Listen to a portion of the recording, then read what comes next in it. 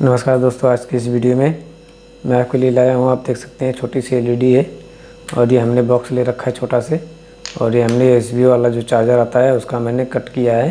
तो हमारे वीडियो को अंत तक देखिए दोस्तों। जो हमारे वीडियो बनाए तो वीडियो को लाइक शेयर जरूर करें दोस्तों, बेल आइकन को प्रेस कर दें। तो चलिए दोस्तों, हम वीडियो को शुरू करते हैं।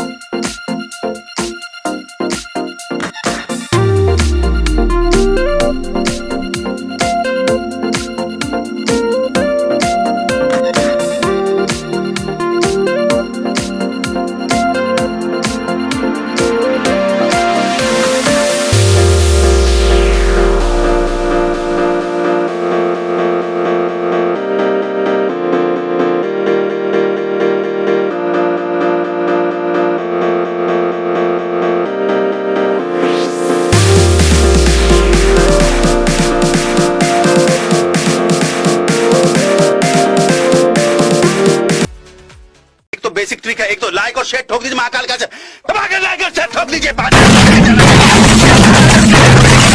पूरा साल मेहनत करता हूं आपके लिए बेटा, ऐसा नहीं चलेगा, ऐसा नहीं चलेगा।